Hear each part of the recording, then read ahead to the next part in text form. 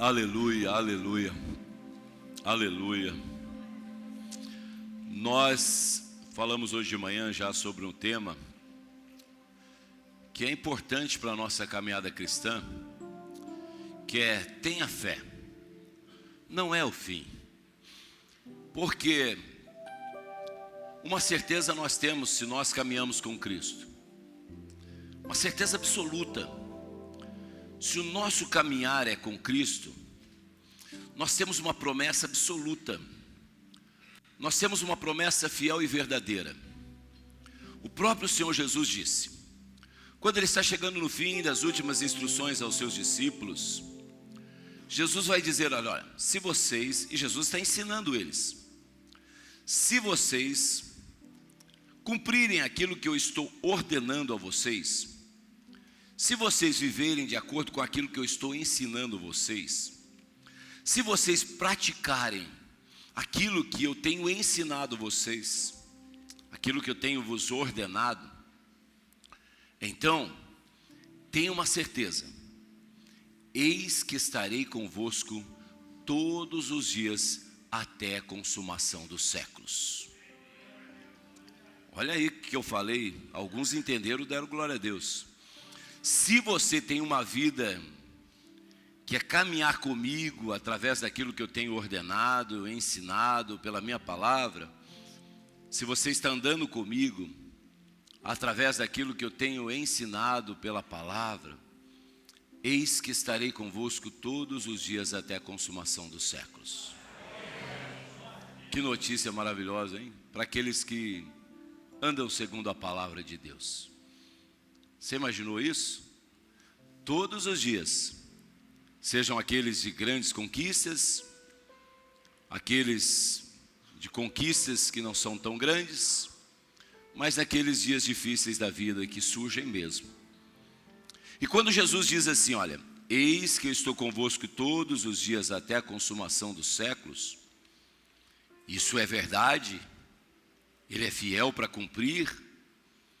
Porém também Jesus disse no Evangelho de João, capítulo 16, versículo 33, mas eu digo essas coisas, para que em mim vocês tenham paz, porque no mundo tereis aflições, mas tende bom ânimo, eu venci o mundo. Ou seja, se Jesus nos dá uma garantia de que Ele está conosco todos os dias, Ele também nos deixa claro que nesse mundo, seja o cristão que anda com Ele, que esteja nele, vai passar por dificuldades, vai passar por lutas, vai passar por aflições.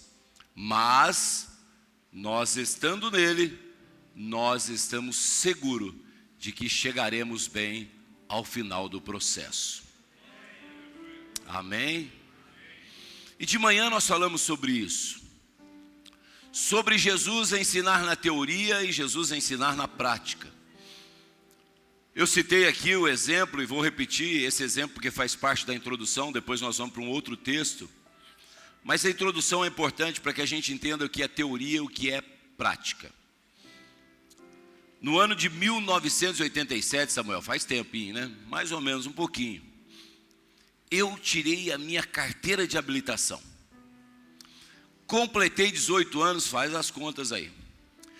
E aí, meu pai tinha prometido que eu poderia tirar a carteira de habilitação. Queria dirigir de todo jeito, é o sonho.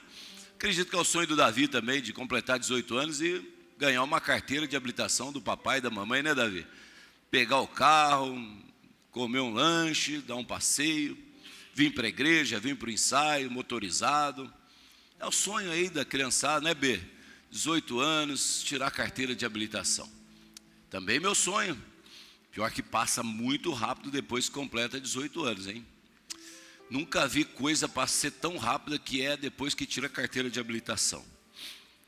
E quando eu fui à autoescola, chegando lá, o seu Toninho, o seu Antônio, a Mônica conhece, o João Luiz, da Severiana, ele então diz assim, olha, você vai ter que fazer alguns exames e você vai ter que fazer também uma prova de teoria. Uma prova de teoria.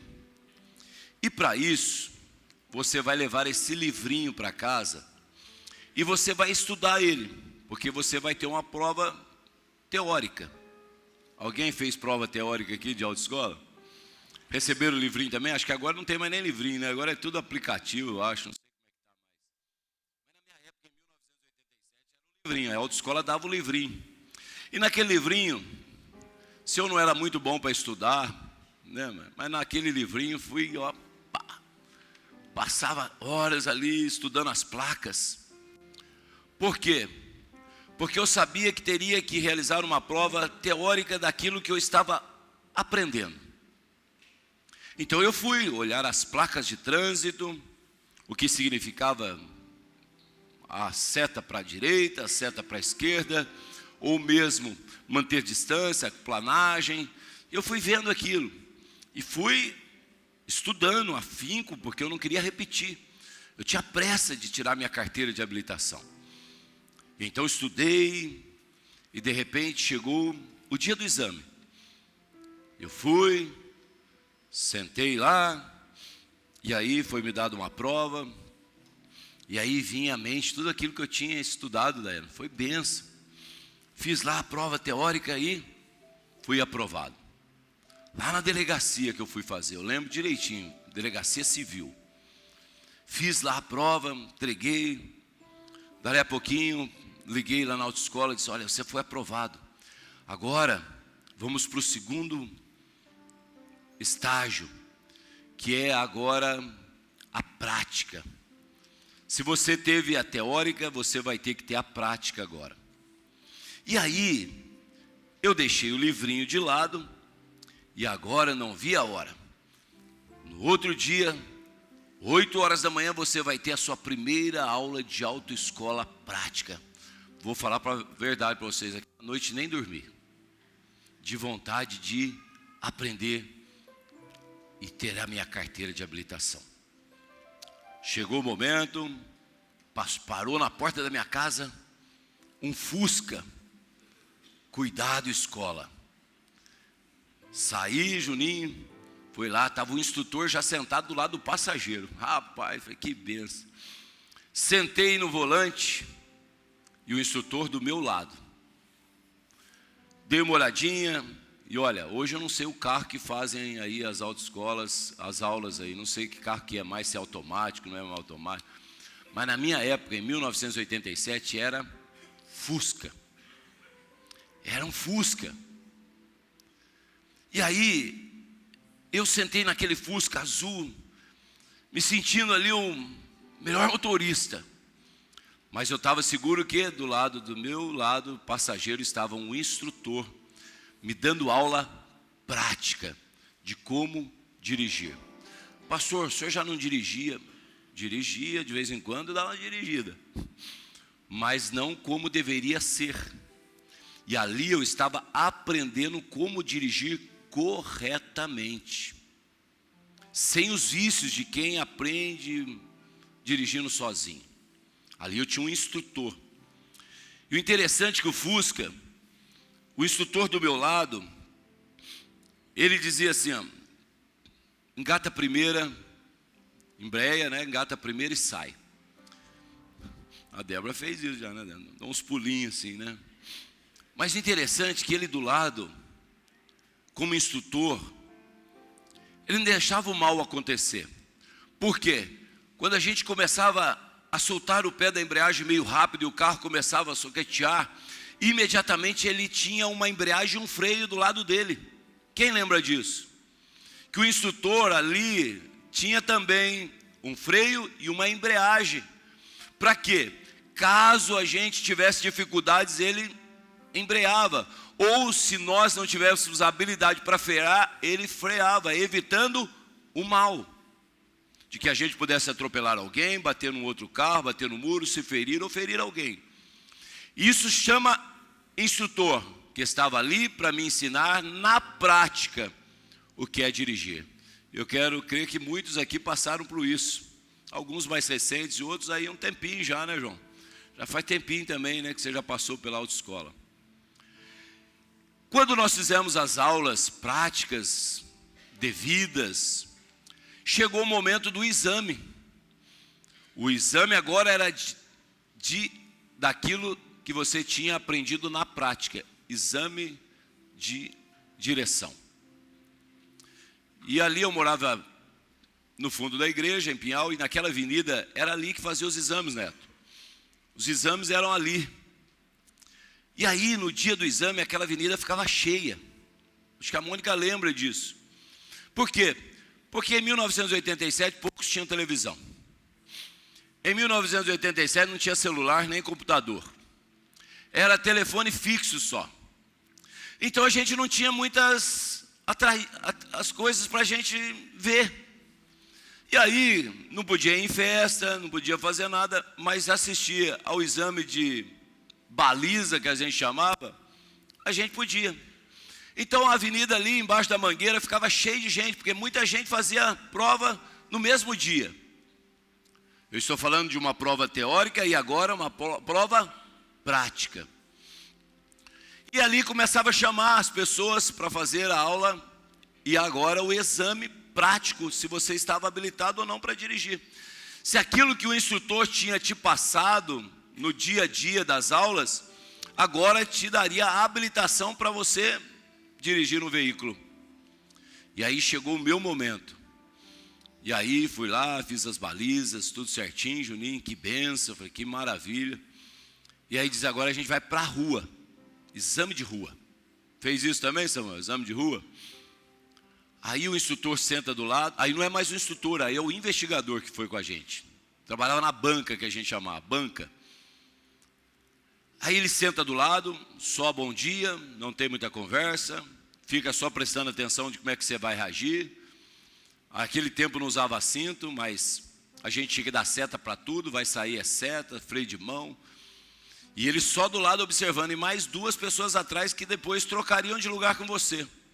Então você está ali dirigindo, está o investigador do lado, que é o que vai aprovar ou não, e mais duas pessoas que no meio do percurso vão trocar de lugar com você. Imagina que situação. Coração, ó. E aí eu lembro, Pinhal quase não tem morro, né, mano? Não tem quase morro lá em Pinhal, né? É muito plaininho, né, Juninho? Pinhal, você conhece lá? Tem muito morro. E aí tinha uma prova na prática que chamava a prova da rampa. Rampa. Então o que fazia? O investigador dizia, vira à esquerda, você tinha que dar seta e ele fazia alguns testes, se aquela rua era contramão ou não. Ele falava, vira à esquerda, você falou, eu não posso porque é contramão. Muito bem, então continua. Vira à direita, aí podia, você dava a seta, virava à direita. Aí chega um momento, irmão Gil, que ele fala assim, agora vamos naquele morro. E olha que lá quase não tem morro. E quando eu pegava aquele morro bem íngreme, ele disse, para o carro aí agora. Você vai fazer uma rampa. Pensa num negócio complicado. Hoje, carro automático, você pisou no freio, ele trava. Você pode deixar, né, Julinho? Ele não vai voltar. Mas imagina um Fusca.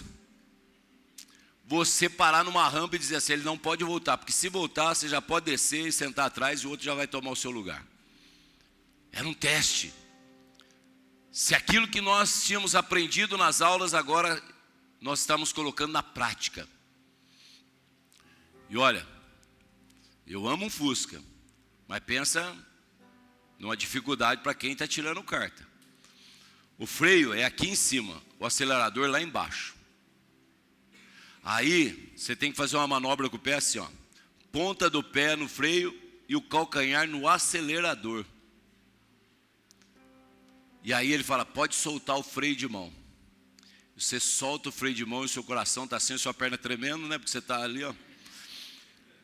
Ponta do pé no freio, calcanhar no acelerador. E você tem que acelerar e tirar o pé esquerdo da embreagem sem que o carro volte. Porque se voltar, você está reprovado. Eu estou dizendo isso porque quando você faz aquilo que você aprendeu na prática, quando você está executando aquilo que você aprendeu na prática, você recebe então o quê? A aprovação. E aí, quando você continua, ele fala, pode parar, você dá seta, estaciona, tudo direitinho, puxa o freio de mão, desliga o carro, desce, vai para o banco de trás e ele diz assim, você foi aprovado. Seu coração transborda de alegria e diz, valeu a pena. As aulas práticas que eu recebi, porque elas me levaram à aprovação e receber uma carteira de habilitação dizendo, você está habilitado para conduzir um veículo em vias públicas. E Jesus, Vânio, era assim que ele fazia com os seus discípulos. Era assim que Jesus fazia com as pessoas que caminhavam com ele. Ele ensinava na teoria. O texto que eu vou ler aqui está em João capítulo 11. De manhã eu falei em Marcos 4, mas agora o Espírito Santo me colocou no coração para falar de João 11. A partir do versículo 1, eu quero ler com vocês. Havia um homem chamado Lázaro. Ele era de Betânia, do povoado de Maria e de sua irmã Marta. E aconteceu que Lázaro ficou doente. Maria, sua irmã, era a mesma que derramara perfume sobre o Senhor e lhe enxugara os pés com os cabelos. Então, as irmãs de Lázaro mandaram dizer a Jesus, Senhor, aquele a quem amas está doente. Ao ouvir isso, Jesus disse, esta doença não acabará em morte, é para a glória de Deus, para que o Filho de Deus seja glorificado por meio dela. Jesus amava Marta e Maria, a irmã dela e Lázaro.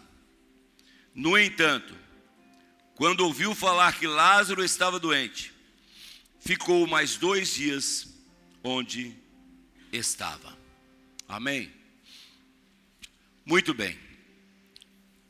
Se nós olharmos o capítulo 10, do versículo 38 ao 42, nós temos ali aquela passagem bíblica de Marta e Maria. Marta fadigada com os seus afazeres, porque recebera Jesus em casa, e aí aquela correria, né, Samuel? Agitada. Por quê? Porque Jesus e os seus discípulos estavam lá, mudou a rotina da casa. Chegou um grupo na casa dela, então ela está lá nos seus afazeres, preocupada. E Maria estava onde a Bíblia diz? Aos pés de Jesus, aprendendo dos seus ensinamentos. E quando Marta vai questionar Jesus, ô Senhor, manda que Maria venha me ajudar, estou aqui atarefada. Jesus vai dizer, ô Marta, para que tanta situação que você está vivendo, que está fadigada? Olha, Maria escolheu a melhor parte, e essa não lhe será tirada. Ou seja, nós estamos falando de uma família que recebia Jesus na sua casa, e que na sua casa recebia os ensinamentos de Jesus. Ou seja, na teoria, estavam aprendendo. Maria atentamente lá, sentadinha aos pés de Jesus, dizendo, olha, eu tenho que aprender. Mas Silvano, teoria. Mas há momentos que Jesus precisa nos levar para a prática. Porque somente a teoria não nos dará a experiência de que no momento em que formos provados, sejamos aprovados, habilitados para viver o que Deus tem de melhor para a nossa vida. Então, num conjunto de teoria e prática que nos levará a viver a plenitude de uma habilitação que Jesus tem para nós. Por isso que muitas vezes nós passamos por processos na prática. E processos na prática não são fáceis. Exige esforço, exige dedicação, exige renúncia, exige entrega, exige fé, para podermos chegar ao final do processo e entender que naquele processo Ele nos forjou para nos habilitar para viver o melhor que Ele tem para nós. Então, tenha fé, meu irmão, minha irmã. Não é o fim, se você está sendo forjado, se Jesus está te preparando, se você está em meio a um processo, para que você possa ser aprovado por Ele, porque Ele já está no final, e Ele sabe o que tem de melhor para a sua vida. Isso é fato. A gente vive isso, o cristão deve viver isso. E quando Jesus, então, Ele tem esse relacionamento com essa família, esse relacionamento de ensinamento teórico, e olha, não foram poucas as vezes pelo texto que Jesus esteve com eles. A Bíblia vai dizer que Jesus amava Marta, sua irmã Maria e Lázaro. Isso é possível quando temos relacionamento e tomamos essa decisão. Então, quando nós temos essa informação bíblica de que Jesus amava Marta, sua irmã Maria e Lázaro, é porque Jesus frequentemente se relacionava com eles. Tinha uma intimidade com essa família.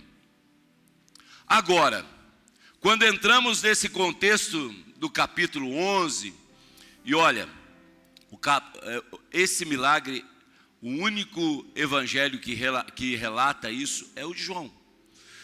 Nem Mateus, nem Marcos, nem Lucas vai relatar esse grande milagre. Porém, João, ele relata e passa a ser um dos milagres mais pregados em toda a terra, mesmo contendo em apenas um evangelho. Mas ele é tão impactante, esse milagre, de que o mundo todo conhece esse milagre. Ele ainda impacta vidas, transforma vidas, ressuscita sonhos, ressuscita projetos, ressuscita uma esperança de algo melhor que Deus tem para os seus. Tamanho é o impacto que esse testemunho tem e que é relatado por João. Então, Jesus, pelo relacionamento que ele tinha com eles, agora recebe uma notícia. Olha, o seu amigo Lázaro está doente. Jesus, então, tendo um projeto de prática para essa família, fica mais 2 dias sem ir até onde eles estavam. E isso então causou a morte de Lázaro. E aí, humanamente, nós não estamos falando mais de uma doença. Não se trata mais de doença. Lázaro está doente, seu amigo Lázaro está doente. Agora, estamos falando de morte. E uma morte que já havia acontecido e o sepultamento havia ocorrido há 4 dias. Então, humanamente, quando nós olhamos para esse texto, agora não é algo mais possível. Então é o fim, porque se ele já morreu, se ele já foi sepultado, e isso já ocorreu há 4 dias, e segundo o costume judaico, depois de 4 dias não havia mais solução para o caso. Por quê? Porque o corpo já estava ali em decomposição, cheirando mal, Esse foi o contexto em que Marta diz: olha, o corpo já cheira mal, já fazem 4 dias que ele está sepultado. Então, quando nós olhamos para esse contexto, nós chegamos num momento em que parece ser o fim, parece não ter mais jeito. Sepultado há 4 dias e agora cheirando mal, em decomposição. E não é assim mais ou menos que a gente, em certos momentos da vida, achamos que as coisas chegaram também ao fim? Quando você olha para as circunstâncias que estão ao seu lado, circunstâncias do casamento, circunstâncias da família, as intrigas e crises familiares, porque crises familiares surgem do nada. Até em coisas que parecem boas, surgem crises familiares. Você vai num churrasquinho, de repente, porque você não deu a melhor carne para esse e deu para o outro, gerou o quê? Crise familiar. Se você marcou um churrasquinho na sua casa e não convidou um dos seus familiares, chamou o seu amigo, mas não chamou o seu irmão, você chamou a outra pessoa e não me chamou, eu que sou seu irmão, você não lembrou de mim? Crise familiar. E quer ver uma outra hora que surge crise familiar intensa? É na hora da herança. Quando os pais deixam algumas coisas e algumas famílias entram em crise. Porque esse terreno é melhor que aquele, essa casa é melhor que aquela, esse carro vale mais que aquele, isso é meu, aquilo não é seu. E aí, de repente, uma crise familiar. E tem irmãos que nem se falam mais por conta de herança. Porque gerou uma crise de interesses. Quantas e quantas pessoas hoje não se falam por conta de crises familiares. E olhando para um quadro diz, não tem mais jeito de retorno. Já passaram anos, nasceram os filhos deles, e agora envolve mais família, envolve os filhos, envolve mais pessoas, e não tem mais condição. Como se aquilo fosse o fim da sua história. Outros com diagnósticos médicos, que tudo vai bem, mas de repente, eu falei de manhã, vou repetir, com a liberdade da família, está aqui o Edilson, irmão Eustáquio, forte, sempre andando comigo, para lá, para cá, me auxiliando, visitando doentes aqui, visitando doentes ali, sempre com saúde, disposto para tudo. De repente surge uma feridinha aqui no rosto dele, parecia insignificante. Alguém diz, olha, você precisa procurar um médico, essa feridinha está um pouco esquisita, escura. Ele vai e recebe um diagnóstico, mudou a rotina da vida dele, agora gerou a expectativa, vai passar por procedimentos. De repente chega uma crise física, de alguém que estava saudável até ontem, mas hoje já mudou a sua rotina de vida. Ansiedade pelo procedimento, o medo talvez, porque somos humanos. E o medo, meu irmão, minha irmã, ele anda assim com a fé, ó. O medo, ele anda lado a lado com a fé. Pastor, explica isso. Eu vou explicar. Por que o medo anda lado a lado com a fé? Porque o medo é você acreditar algo que pode acontecer de ruim. Que medo? Eu posso chegar na firma amanhã e receber lá, olha, você está dispensado. Então você está criando uma expectativa ruim do que pode acontecer. Olha, eu estou ouvindo aí boatos de enfermidades que estão aí assolando partes do mundo. Será que ela vai chegar no Brasil? Será que vai chegar na minha casa? E aí você cria a expectativa ruim de que você pode ser atingido por aquela doença. Crise, tem uma guerra acontecendo, e aí você já cria uma expectativa, será que o meu dinheiro no banco vai ser confiscado, né, Jefferson? Olha, será que todo aquele dinheiro que eu tenho lá, aquele grande dinheiro vai ser confiscado? Que gera expectativa, né, Creuza? Aquele dinheiro guardado lá, será que o governo vai confiscar de novo por conta da crise? E aí o medo faz você sofrer por antecedência, na expectativa que algo ruim vai acontecer. E a fé? A fé não. A fé é a certeza de que as coisas boas vão acontecer mesmo quando eu ainda não estou vendo. Isso é fé. Se o medo te leva à expectativa de algo ruim, a fé te leva à expectativa de que Deus pode todas as coisas, e agindo Ele, nada pode impedir. Ele é maior do que tudo. Todo o domínio está nas suas mãos, todo o poder e autoridade está com Ele. Então eu tenho essa fé.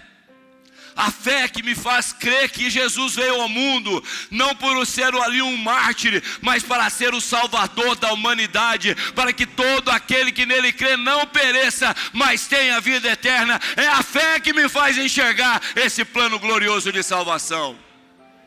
É a fé que me faz crer que ao terceiro dia Ele venceu a morte, sem que ninguém arrancasse a pedra, mas o poder da ressurreição removeu aquela pedra, e Ele saiu para a glória do Senhor Jesus, como primícia daqueles que dormem, para que eu creia que aqueles que estão em Cristo ressuscitarão com Ele para a eternidade. A fé me faz acreditar nesse plano glorioso, de que a morte não o venceu, e todos os salvos encontrarão com Ele nos ares, ressuscitados num corpo glorificado, para viver eternamente com Ele. É só quem tem fé que pode acreditar nisso. Quem não tem fé não consegue acreditar nesse plano. Acha que isso é uma utopia, que a vida é só aqui, terminou, acabou. Não, meu irmão, eu tenho uma fé de que há um lugar maravilhoso para os salvos em Cristo Jesus, como sei também que para os perdidos há um lugar de sofrimento eterno. Mas glória a Deus, que a fé foi gerada no meu coração e no seu, para crer que Jesus Cristo é o único e suficiente Salvador, o caminho, a verdade e a vida que me conduz ao Pai. Aleluia!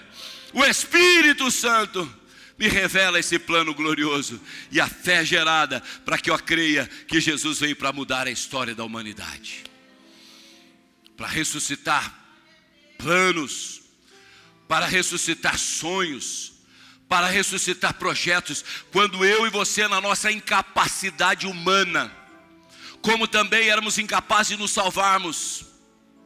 Ninguém aqui era capaz de salvar a si mesmo. Assim como nós éramos incapazes de nos salvarmos de uma condenação eterna, Ele veio para que eu e você hoje pudéssemos ser livres. Se pois o Filho vos libertar, verdadeiramente sereis livres. Aleluia. Há uma liberdade que nós alcançamos em Cristo Jesus nosso Senhor. Então, se eu creio que para esse plano que eu e você não conseguimos executar, que é o plano da redenção, da salvação e da vida eterna, somente Ele, aquele que não pecou, mas se fez pecador por mim e por você, se esse ato glorioso de Jesus Cristo mudou a minha história, mudou a sua história, então não há nada impossível que Ele não possa fazer. Algo maior Ele já fez. Ele nos salvou da perdição eterna, meus irmãos. Aquele que se entregou por nós como prova de um amor vivo, é capaz também de suprir as nossas necessidades. E aquilo que para nós é impossível, aquilo que para nós somos limitados, não tem como mais agir. Ele pode todas as coisas, todo o poder está nas mãos dele, e nada é impossível para Deus. Então nessa noite Ele nos trouxe aqui para nos dizer: tem ensinamento, mas tem prática. E talvez você esteja agora nesse processo da aula prática de Jesus, como aconteceu com essas irmãs de Jesus. Primeiro, Ele nos ama. Elas entenderam isso. Marta e Maria, irmã Silvana, entendeu isso, que Jesus amava eles. Porque mesmo no momento, Samuel, da crise, e de que ele estava doente e depois morreu, na doença diz: olha, Senhor, o seu amigo Lázaro que tu amas está doente. Jesus não vem. E depois Jesus chega, ele já morreu, 4 dias sepultado, diz: ô Senhor, se tu estivesses aqui, o teu amigo que tu amas não teria morrido. Então a crise não mudou o conceito que elas tinham do amor de Jesus, a convicção do amor de Jesus. E é isso que nós temos que viver. Se numa aula prática de Jesus, e nós estamos em momentos difíceis, que parece não termos o controle da situação, uma coisa nós temos que ter a certeza: Jesus nos ama. Ele nos ama. Ele nos ama. Jesus nos ama. As circunstâncias não mudam o amor dele. O amor dele por mim e por você é incondicional. Jesus nos ama. E prova desse amor é que ele morreu por nós quando ainda éramos pecadores. Ele nos ama. Então, se o momento que eu estou difícil, eu não posso dizer, eu estou passando por isso ou por aquilo, porque Jesus não me ama. Ele me ama, e isso é uma certeza absoluta que eu tenho, e eu só o amo porque Ele me amou primeiro, aleluia. E Paulo vai dizer isso, por favor, mídia, capítulo 8, versículo 36 em diante. Paulo vai dizer desse amor. Que amor é esse? Ele diz aqui, Romanos 8, 36. Amém. Vamos para a Bíblia então. Olha o que diz. Como está escrito: por amor de ti, enfrentamos a morte o dia inteiro. Somos considerados como ovelhas destinadas ao matadouro. Mas, aleluia, mas, em todas essas coisas, somos o quê? Amém, ficou bonito, mas se você se considera isso, vai falar mais forte. Mas em todas essas coisas, somos mais que... Aleluia, olha, o diabo tremeu agora, hein? Por meio daquele que... Aleluia. Pois estou convencido de que nem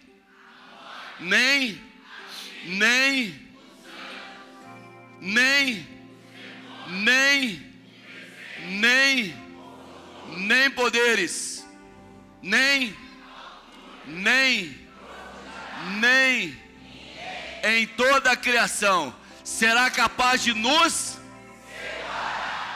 do amor de Deus que está em Cristo Jesus, nosso Senhor. Aleluia!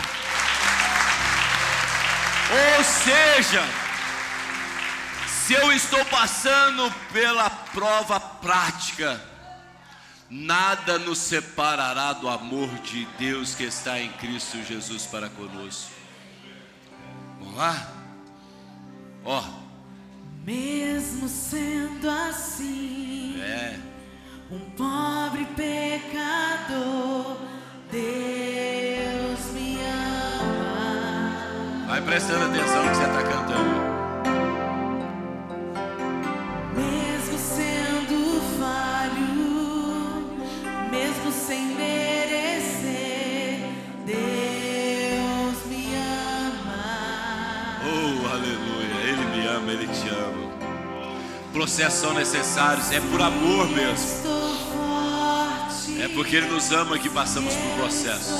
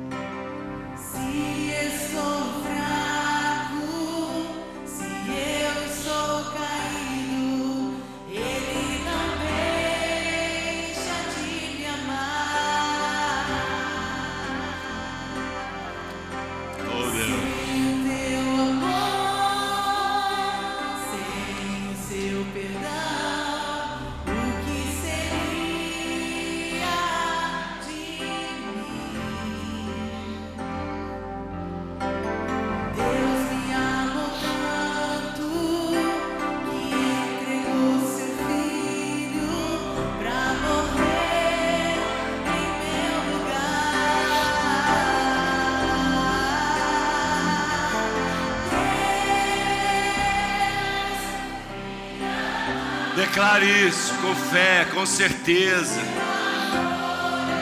Mas eu estou no meio da luta. O amor dele é grande e incondicional.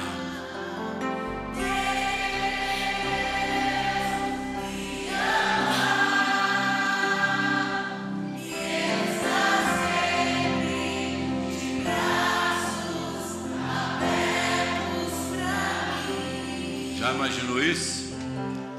te ama, Ele me ama, Ele está de braços abertos sempre para mim. Ele nos ama, independente dos processos dessa vida. Marta e Maria sabiam disso. Outra coisa é que Ele se importa com a gente. Ele se importa com você, minha irmã. Ele se importa com você, por isso que Ele está te preparando para um final glorioso que Ele tem para a sua vida. Sabe por quê? Porque a gente está no processo, a gente não tem o final dele ainda. Mas Ele já sabe. Ele já está no fim. Ele já sabe o final do processo. E Ele se importa sim. Porque esse trabalhar de Deus, e é impressionante isso, né? Porque o centurião de Cafarnaum, Samuel, ele tinha um servo dele que estava enfermo. E ele mandou chamar Jesus. Senhor, vem aqui orar pelo meu servo aqui, vem abençoar, vem curar ele. Mas chegou um momento que ele diz assim: puxa vida, eu não sou digno de que ele venha aqui na minha casa. A minha vida é de uma certa maneira que não sou digno de recebê-lo aqui. Não pela estrutura da casa dele, porque ele era um centurião, a casa dele era confortável, acolhedora, mas pela vida que ele estava vivendo. E olha para você ver, que quando ele vai até Jesus, e ele chega lá: Senhor, olha, eu sou um centurião e eu tenho pessoas ao meu dispor. Eu digo faça, eles fazem, eu digo vá, eles vão. Eu sei que o Senhor tem autoridade para dizer para o meu servo, para que ele fique curado, ele será curado. Jesus olhou, viu a fé daquele homem e diz: olha, nem em Israel encontrei fé como desse homem. Vá, seja feito como você crê. Porque ele diz: apenas uma palavra é suficiente para o meu servo sarar.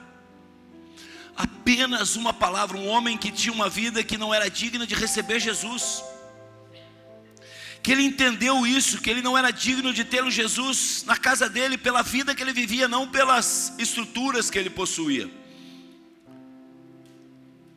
E ele disse apenas uma palavra. Jesus disse: vá, seja feito conforme a tua fé. E ele chegou em casa e o seu servo estava curado. Amém? Apenas uma palavra. Uma mulher Ciro-fenícia, e a Daiane pregou aqui nos Madres sobre esse caso, e eu lembro. O contexto desse texto é muito profundo. Do que aconteceu ali não é simplesmente uma menina que foi liberta. Era Jesus restaurando algo que ficou lá para trás. Esse é o contexto do texto que ela pregou aqui no Madres. E uma mulher Ciro-fenícia, pecadora, chega estrangeira aos pés de Jesus e diz: Senhor, filho de Davi, tem misericórdia de mim, a minha filha está terrivelmente enferma, perturbada, um espírito maligno dominou aquela menina. E Jesus continua ministrando até que ela insiste. Jesus diz: olha, não convém que eu pegue o pão dos filhos e dê para os cachorrinhos.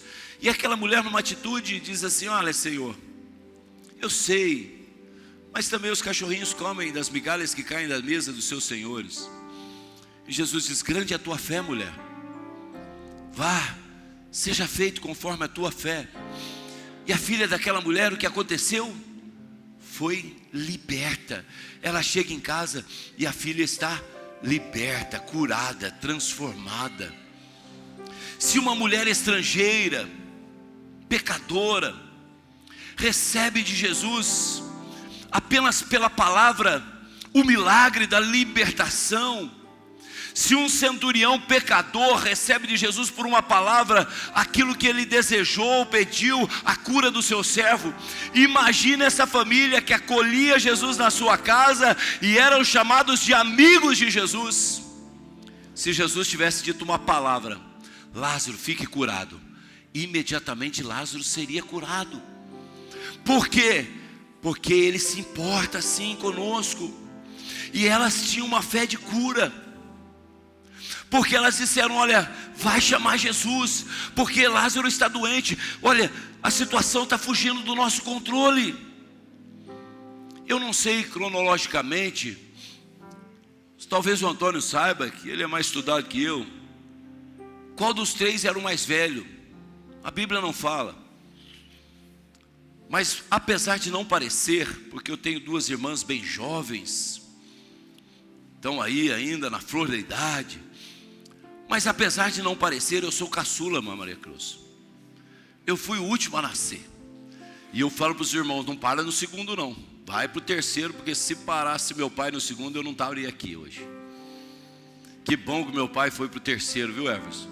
E hoje eu estou aqui, porque se tivesse parado nas duas, já tive duas, vai que ganhou a terceira, duas também, mais uma menina, aí vai ser 3 meninas, imagina eu com a esposa, 4 mulheres em casa. Não, mas graças a Deus que foi até o terceiro e veio eu. Sou caçula, Edilson. Aqui, cronologicamente, a Bíblia não diz, mas algum indício mostra que, não é Bíblia não, hein? Eu estou aqui achando. Não vai levar como teoria isso não. Mas pelo andar da situação, e pelo aquilo que eu vivo até hoje, e diz um ditado: quem é cunhada de 2 tem 3 sogra. Pensa, hein? Quem tem 2 cunhadas tem 3 sogra. É bem assim, viu, João? Porque minhas irmãs cuidam muito bem de mim, velam por mim, se preocupam comigo, investem na minha vida, investem na minha família, me ajudam em todas as áreas. Recebo ajuda de todos os lados das minhas irmãs. Estou testemunhando aqui, agradecendo a Deus pela vida delas, o zelo que elas têm comigo. Se eu tossir no telefone, ela já começa: você está com gripe, você está com algum problema? Você precisa ver. Não, foi só um engasguinho aqui, não é nada não. Se eu falar que não dormi de noite por alguma coisa, elas ficam preocupadas comigo. Um zelo, uma dedicação. E é mais ou menos o que a gente está vendo aqui no texto. Marta e Maria, eu acho que tinha Lázaro como caçula da casa. Aí falaram: olha, a coisa aqui está complicada, hein? A gente já deu de pirona, a febre não passou. A gente já deu um remedinho, não melhorou. Já fiz uma canja, disse que é bom demais. Já chamamos o Antônio aqui. O Antônio já veio, passou um soro e a coisa não mudou. Conjecturando, entrando na história, como se fosse hoje. E aí elas chegam a uma certeza de que, olha, nós não temos mais o que fazer. Fugiu do nosso controle. Fugiu daquilo que a gente podia fazer por ele. Então chama Jesus, porque ele pode curar. Diz para ele que o seu amigo Lázaro está enfermo, aquele que ele ama. Ou seja, ele se importa. E elas tinham uma fé de cura. Elas acreditavam que Jesus podia mudar aquilo que elas não conseguiram com a medicação, com aquilo que elas fizeram em benefício dele. Mas elas sabiam: chama Jesus, porque se ele vir aqui, Lázaro vai ficar curado.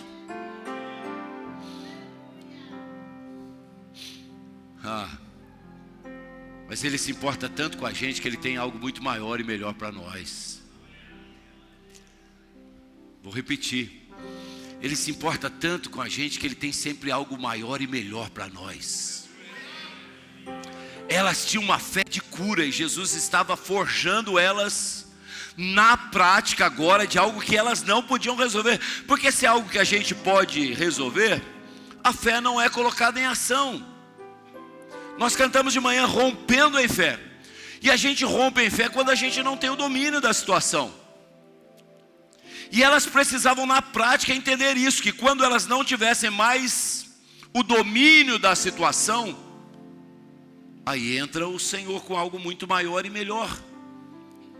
Então, se a fé delas era para algo apenas de cura, Jesus está na prática dizendo: eu vou além. Vocês precisam conhecer o meu poder. Então ele espera mais um tempo, 2 dias, caminha mais 2, 4 dias, Lázaro está sepultado. Mas ele se importava com elas, porque ele estava ensinando que o poder e a autoridade dele vai além da cura, vai à vida. Ou seja, vai além daquilo que você pode também fazer, daquilo que você já viveu de experiências com ele.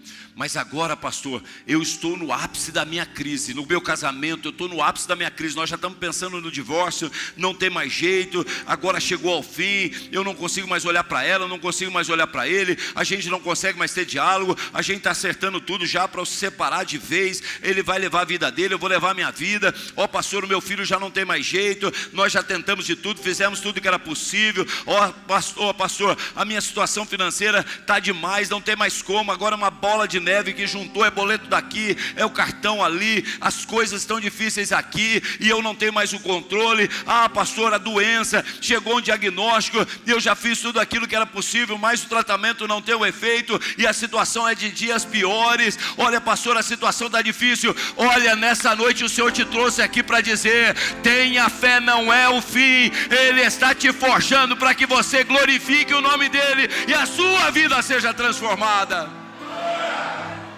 para que você viva experiências ainda não vividas com Ele, porque o povo de Deus é povo de milagre, irmãos. Nós somos um povo que vive milagres, a gente respira milagres, a gente testemunha milagres. E sabe por que disso? O texto diz: para glorificar a Deus. Então Ele se importa com você, sim, tenha certeza disso.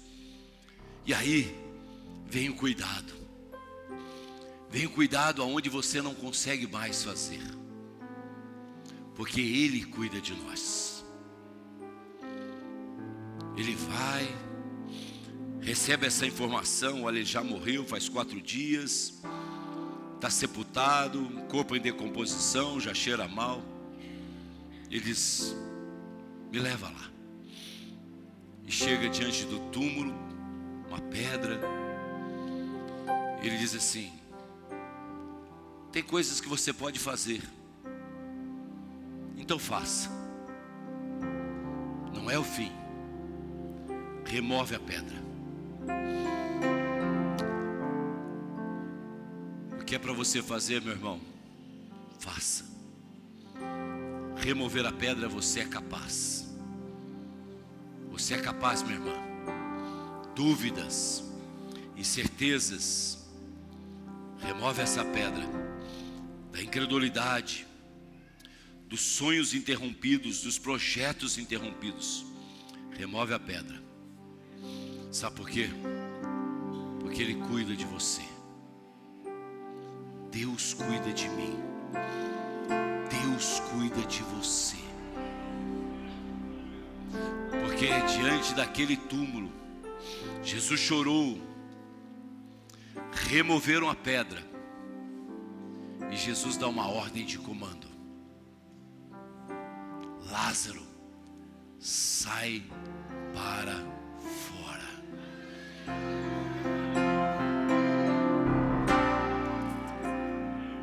O homem morto e sepultado de 4 dias, imediatamente o corpo se manifesta agora vivo, não mais dentro do sepulcro, mas agora fora do sepulcro. E Jesus disse: tira as ataduras dele e deixa ele ir, porque Ele cuida de mim, Ele cuida de você. Deus cuida de mim, na sombra das tuas asas. Deus cuida de mim. Eu amo a sua casa e não ando sozinho, não estou sozinho, pois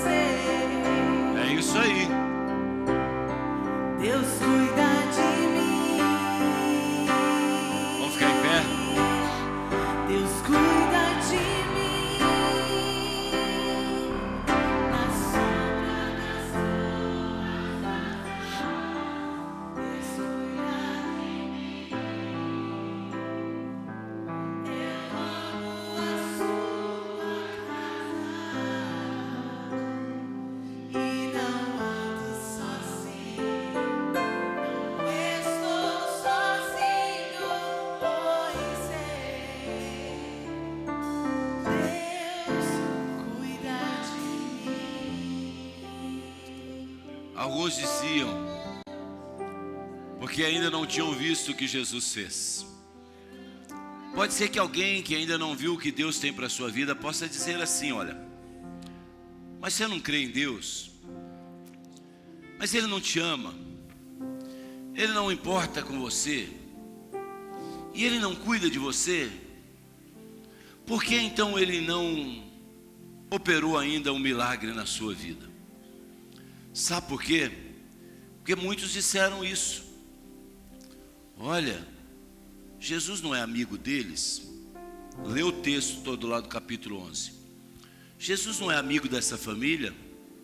Não é amigo de Lázaro? Não ama eles? Olha, nós sabemos que Ele já curou cegos. Falaram isso. Nós já sabemos que Ele curou paralíticos. E Ele não poderia ter curado também o seu amigo Lázaro?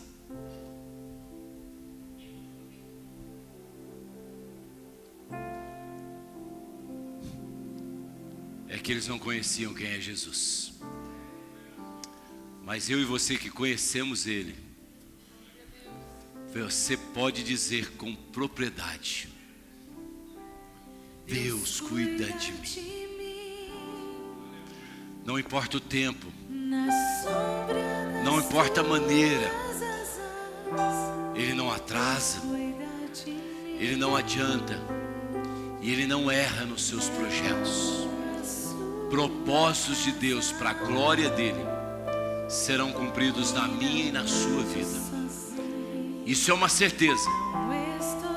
Tenha fé, não é o fim. Deus te abençoe, em nome de Jesus.